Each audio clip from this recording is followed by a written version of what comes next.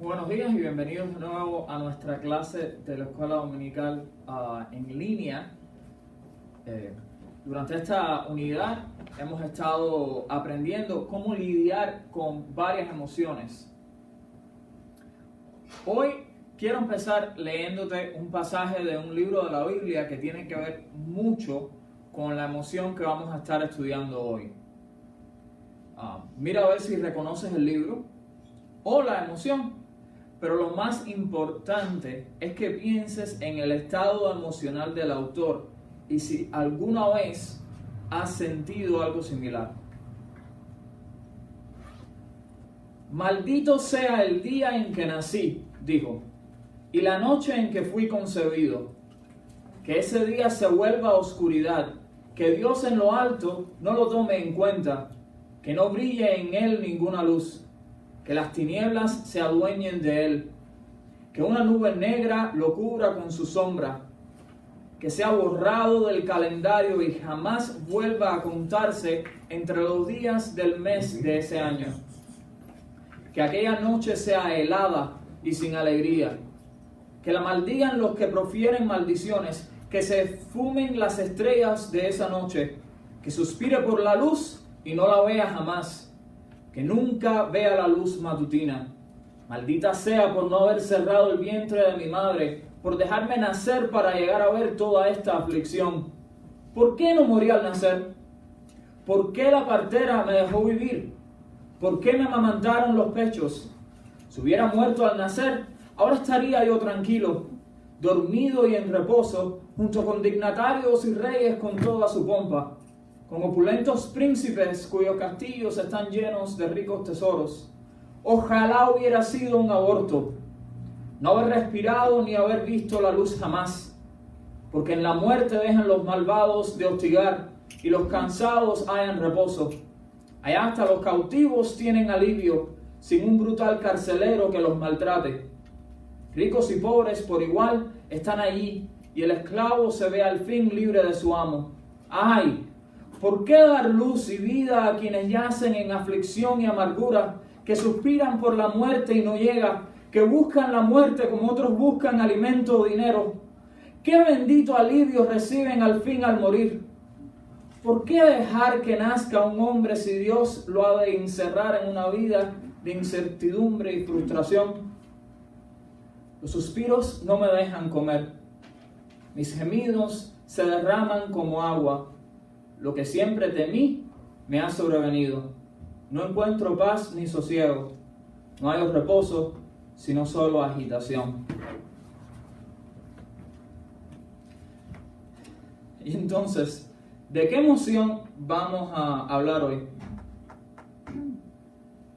De la depresión. En el capítulo 3 de Job, que te acabo de leer, Job expresa una tristeza tan abrumadora que maldice el día en el que nació porque prefería no haber nacido que haber experimentado todo el dolor que lo estaba agitando en ese momento. Y quizás tú tienes experiencia con esta emoción. El diccionario describe la depresión como un trastorno del estado de ánimo marcado especialmente por tristeza, inactividad, dificultad para pensar y concentrarse, un aumento o disminución significativa del apetito y del tiempo de sueño, sentimientos de abatimiento y desesperanza y a veces tendencias suicidas.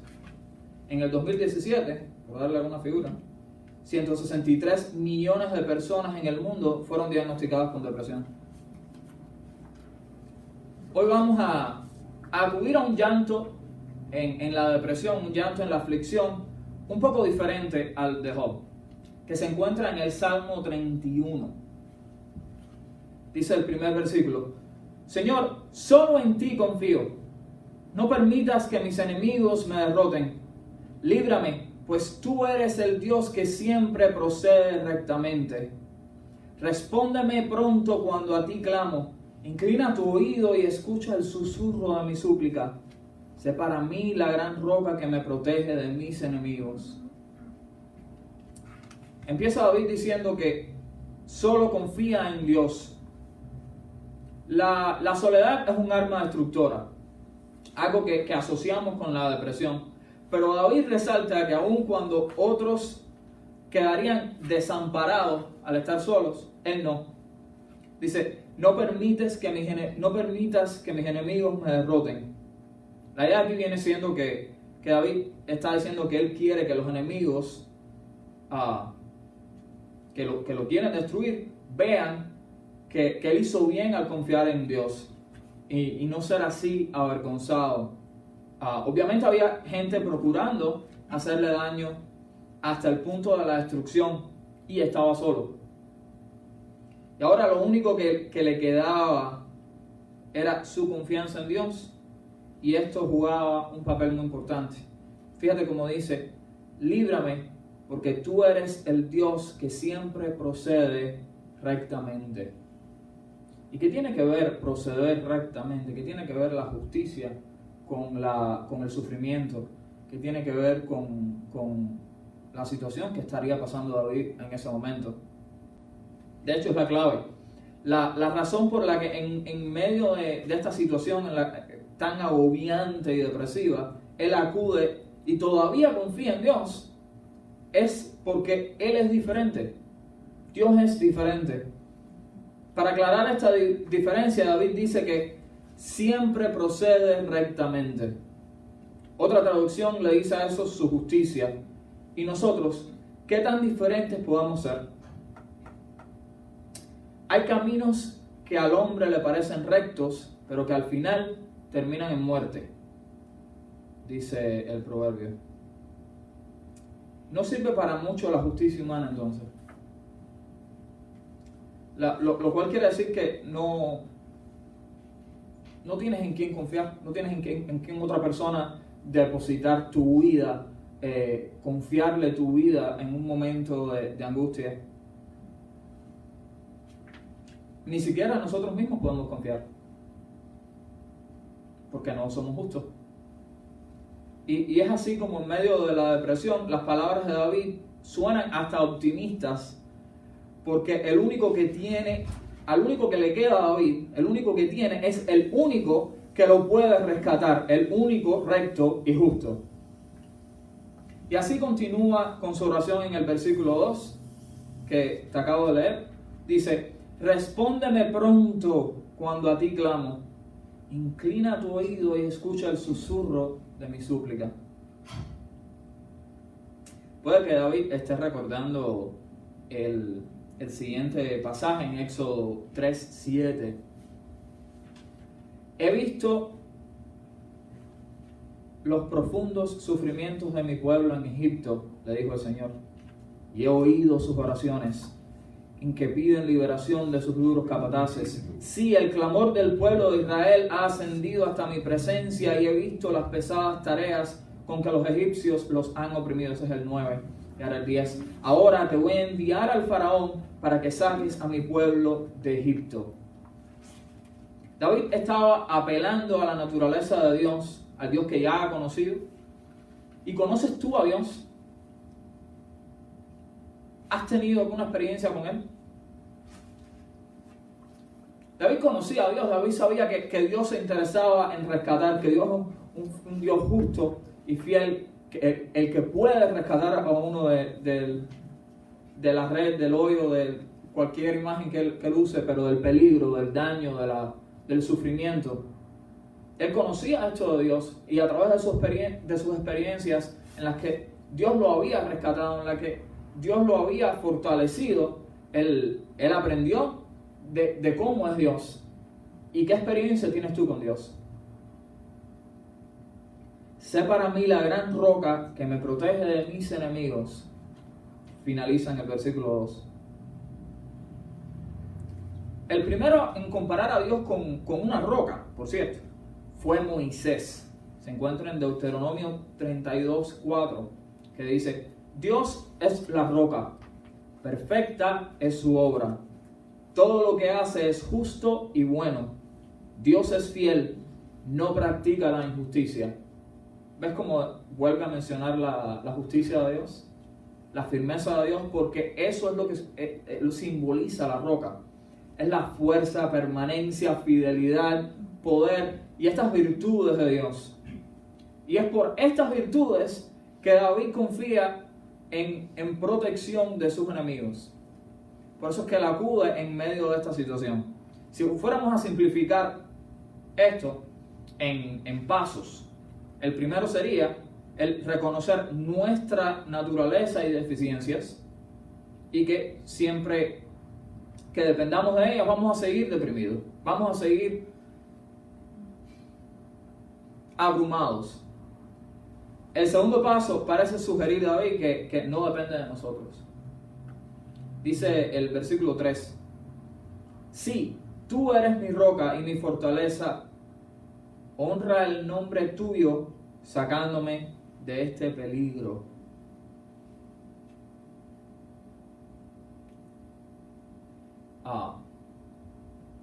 El nombre es un asunto bien importante en la Biblia, desde el principio. Siempre se ven alusiones a la importancia del nombre y el significado del nombre. Lo vemos con Abraham, que Dios le cambia el nombre, le dice, no, voy a darte un nuevo nombre, o es como decir un nuevo propósito, una nueva vida. Este es quien tú vas a ser. Lo vemos con sus descendientes.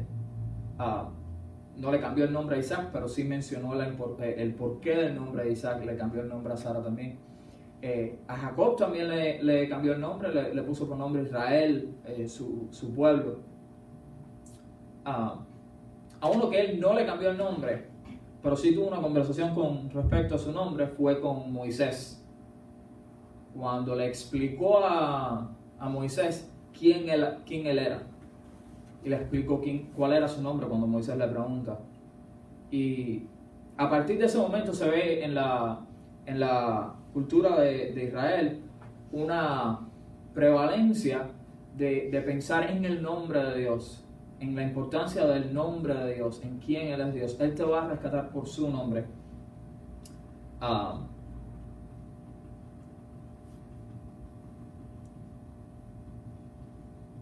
David sabía esto, David había experimentado esto. Él se encontró muchas veces rodeado y sin escape. Dice en el Salmo 142, los versículos 4 y 5. Él lo escribió en un momento que estaba en una cueva, que lo estaba persiguiendo Saúl y muchos otros para matarlo, para destruirlo. Y él está en esta cueva y dice, mira a mi derecha y ve, nadie me tiende la mano, nadie me ayuda, a nadie le interesa lo que me pase. Entonces, y hasta ese momento suena tan, de póster de la depresión, el encontrarse completamente desalentado por el hecho de que a nadie ni siquiera le interesa qué te pueda suceder a ti. Y dice, entonces oro a ti, Señor, y te digo, tú eres mi refugio, tú eres lo único que yo quiero en la vida. Él acude a Dios porque en Él puede encontrar refugio. ¿Te fijaste como después de llamarlo en el versículo 3 del Salmo 31, mi roca y mi fortaleza? Te lo repito, dice, sí, tú eres mi roca y mi fortaleza, honra el nombre tuyo, sacándome de este peligro. Después de que hace alusión a que tú eres mi roca y mi fortaleza, le pide, honra tu nombre. ¿Cuál es el nombre del Señor? Dice, uno de mis pasajes favoritos en la Biblia, el nombre del Señor es una torre poderosa, los justos acuden a ella y están a salvo. Así que continúa David en el versículo 4. Líbrame de la trampa que mis enemigos han armado para mí, porque solo en ti hay protección. Nuestro rescate, nuestra protección tienen que encontrarse en un Dios justo, fuerte y fiel, y no es alentador poder contar con este refugio de la misma manera que David contaba con él. Pero hay un problema. ¿Recuerdas cuando te estaba hablando de la diferencia entre Dios y su justicia y nosotros y nuestros planes que llevan a la muerte, nuestros caminos que llevan a la muerte? Cuando te leí Proverbios 18:10, esa promesa de refugio que acude, que torre fuerte, acuden a ella y están a salvo, decía que era para los justos, y no somos justos. Así que, ahora que Dios nos ha declarado justos por haber creído, disfrutamos de la paz con Dios, gracias a lo que Jesucristo, nuestro Señor, hizo por nosotros, dice Romanos 5:1. O sea que sí existe la posibilidad de ser hechos justificados, de ser hechos justos por Dios mismo, de que Dios mismo te vea justo, te llame justo, te cambie tu nombre a justo, como mismo hizo con esos otros, ¿verdad? Pero dice que tienes que creer lo que Jesucristo nuestro Señor hizo por nosotros, creer que ni tú ni yo solo podemos arreglar el problema de nuestra injusticia, y creer que Dios envió a su Hijo para arreglar ese problema, para pagar por tu injusticia y por la mía. Y entonces, creyéndole esto, dice que podemos disfrutar de la paz con Dios. Y entonces sí, es contigo y conmigo, porque Dios te hace justo y Dios te ofrece el refugio y la protección.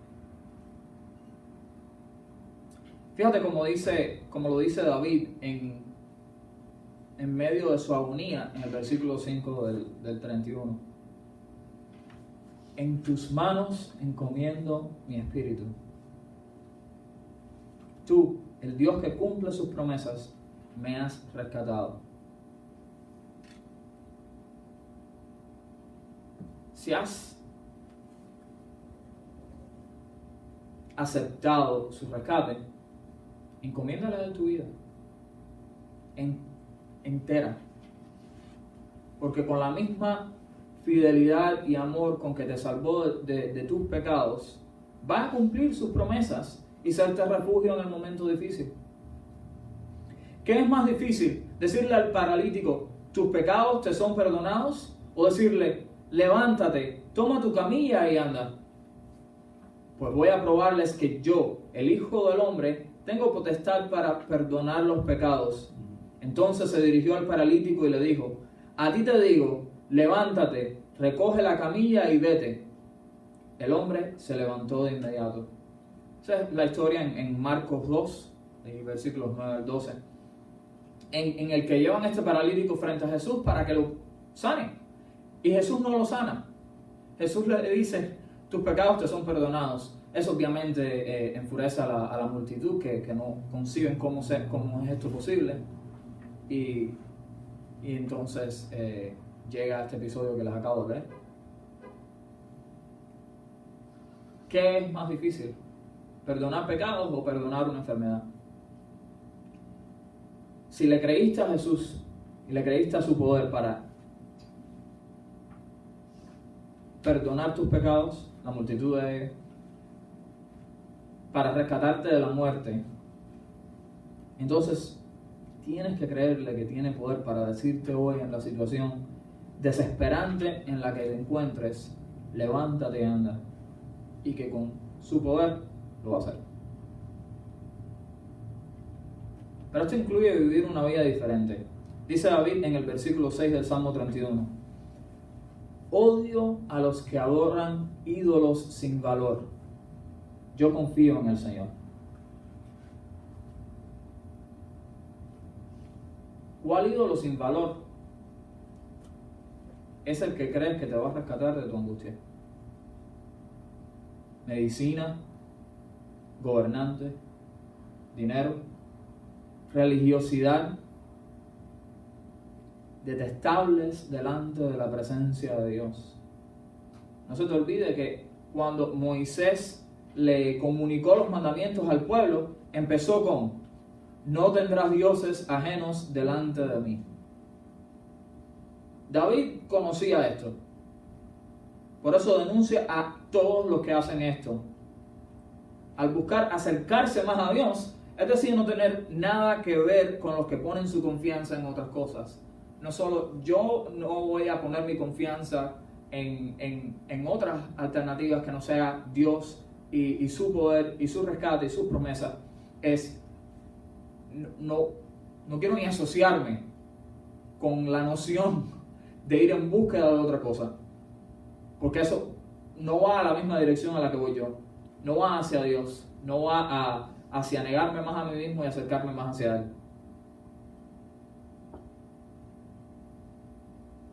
Y en esto consiste vivir el Evangelio todos los días, en encontrar en Dios el sustento que también pueda derrotar la depresión. Mira cómo continúa en el versículo 7. Irradio gozo por tu misericordia, porque me has escuchado en mis tribulaciones y has visto la crisis de mi espíritu. A ver, no ha cambiado nada entre los versículos 1 y 7.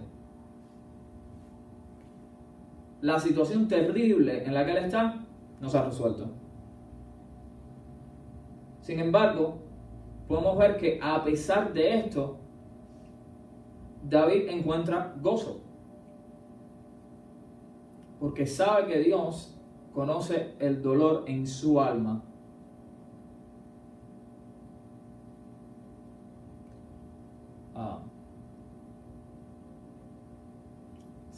Si has experimentado la depresión, según las estadísticas, en Francia el 22% de las personas en alguna parte de su vida van a haber experimentado la depresión.